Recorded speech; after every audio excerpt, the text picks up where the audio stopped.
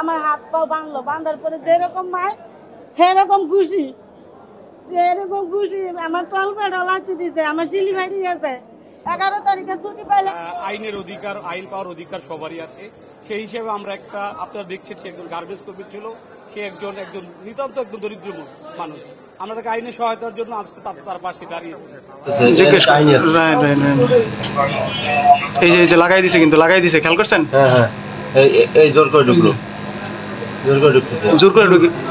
এই যে 100%। এই যে দোস্ত, এই যে শব্দ হইতেছে, এই যে দেন। 11:23 পরে তো ঘটনা। হ্যাঁ, আসসালামু আলাইকুম দর্শক, দেশ ও দেশের বাইরে থেকে যারা এই মুহূর্তে ভিডিওটা ওপেন করেছেন সবাইকে অসংখ্য অসংখ্য ধন্যবাদ।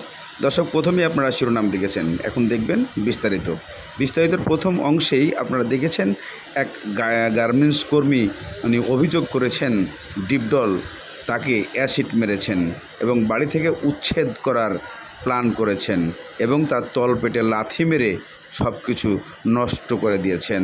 এমন অভিযোগের মাথায় তার নামে মামলা করেছেন।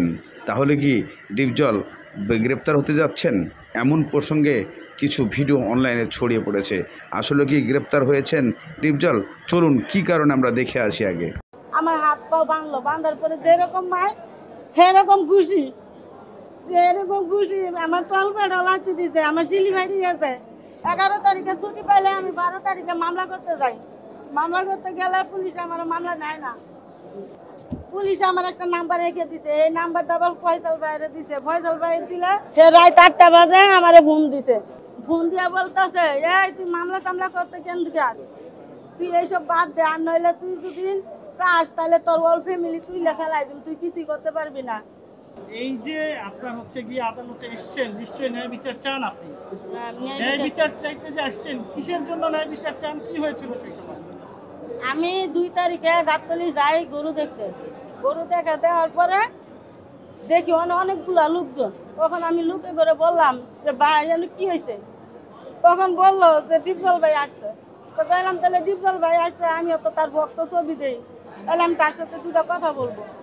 এই কথা কয়ে আমি চেম্বারে যাই ডিপজল ভাইয়ের সালাম দিলাম যে ভাই আসসালামু আলাইকুম, আপনার সাথে দুটো কথা বলবো, আমি আপনার ভক্ত। তখন ডিপজল ভাই বললো, এই মহিলা কিভাবে ঢুকলো? মহিলার ঘাড় ধাক্কা দিয়ে ভাই করে দে। তখন ওই ফয়সাল ভাই কি করলো, আমার ঘাড়ে ধরলো। ঘাড়ে ধরার পরে আরো 2 জন লোক আইসা, পরে 3 জন লোক আইসা আমারে ধাক্কা দিয়ে ফেলাই দিল। ফেলাই দেওয়ার পরে আমি বললাম, আপনারা কেন আমারে ধাক্কা মারলেন? আমি দুটো কথাই বলতাম, বলে চলে যেতাম, আমি তো এনে অন্য কিছু কই নেই। পরে বেশি কথা কইলে তোরা মায়েরা তোরাক নদী ফেলাই দিন।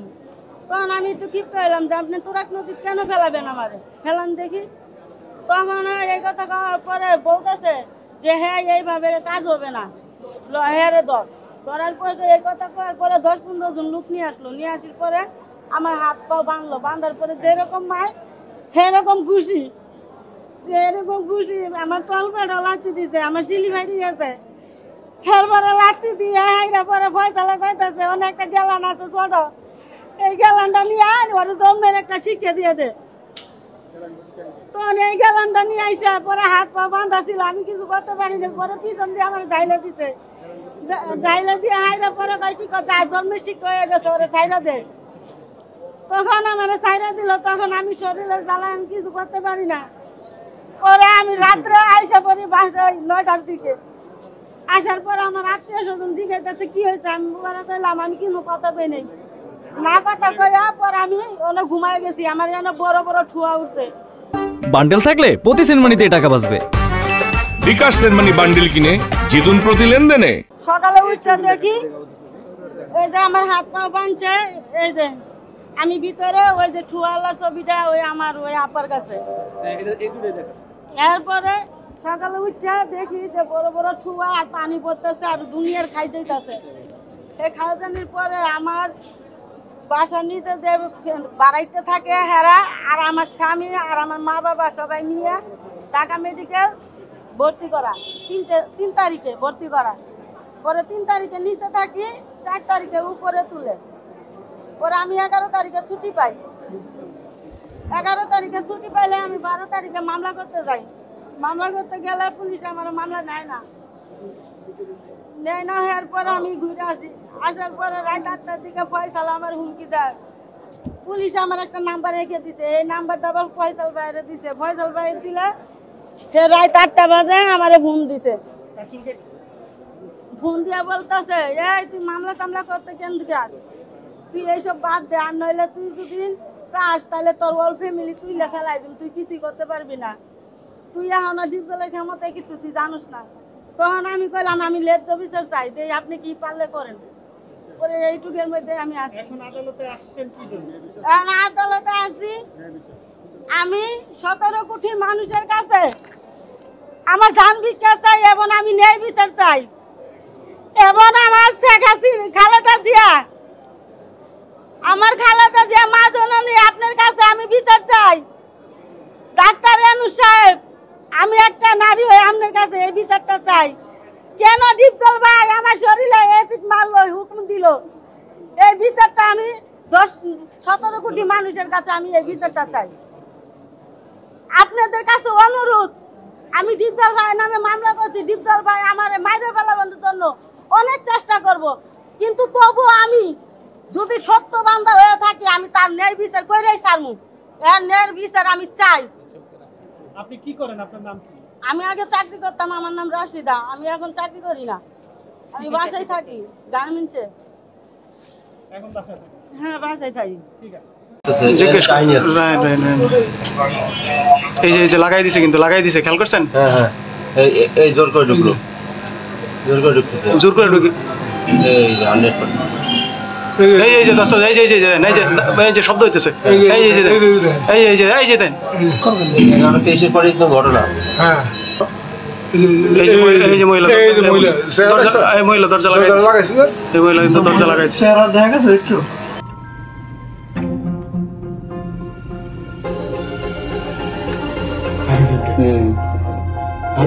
একটা মহিলা বোরকা পরলে আলাদা হয়ে যাওয়াটা নেই।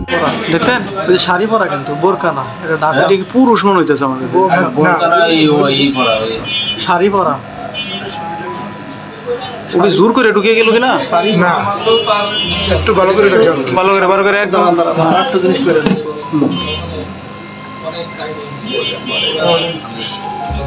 বললাম বাড়ান, কিন্তু অনেকক্ষণ পরে কি করছে কিন্তু।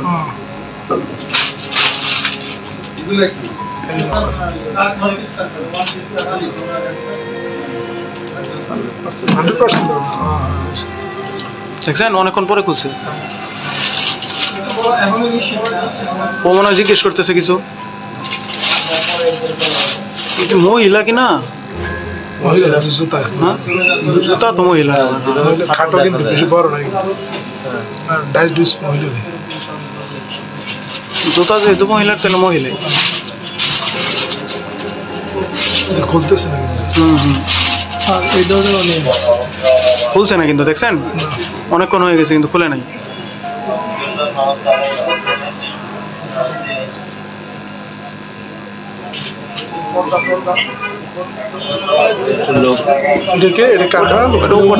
উপর থেকে বাড়ছে, উপর থেকে বেরিয়েছে। কটার দিকে? 11:22 এটা ছেলে গেছে। এই যে এখন বোঝা জিজ্ঞেস এই যে লাগাই দিছে, কিন্তু লাগাই দিছে, খেয়াল করছেন? হ্যাঁ হ্যাঁ, এই জোর করে ঢুকলো, জোর করে ঢুকতেছে, জোর করে ঢুকি। এই যে 100%।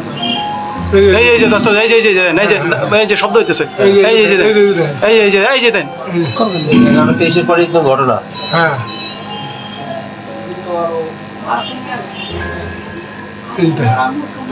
এই দেন।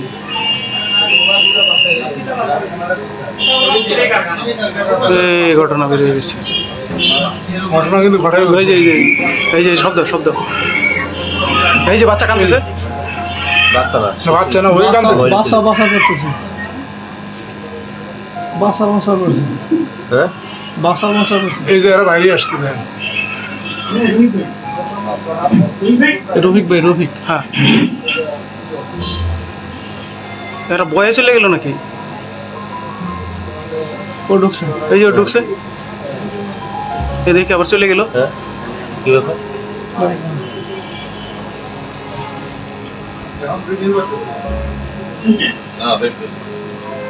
স্যার এটা ভিডিও করেন। আমার মোবাইল স্টোরেজ নেই, দেখুন। এই যে আবার আসতেছো, আবার আসছে। কাহিনী কি? এই যে দুইজন, ওরা কি দুজনই? এই দুইজন, এই যে ও হাসে আবার। এই যে যায় না বলতেছে, ওই যে লাগাই দিতেছে বইয়ে। বুঝেন না, কি বলতে জানি না। ছিলেন কিন্তু শেষ। কত কিন্তু থাকে কত সময় দিতে হতো।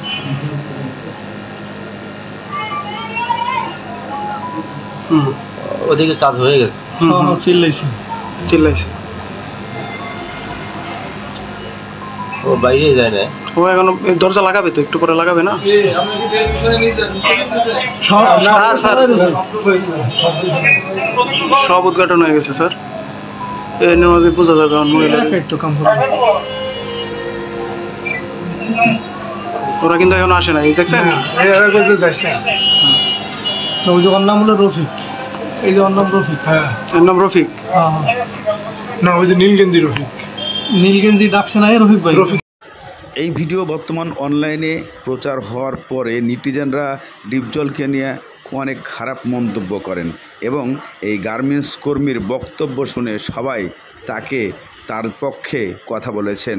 আসলে যেমন হচ্ছেন ডিপজল, উনি যে কাজটা করেছেন সেটা আসলে সবচেয়ে বড় অন্যায়।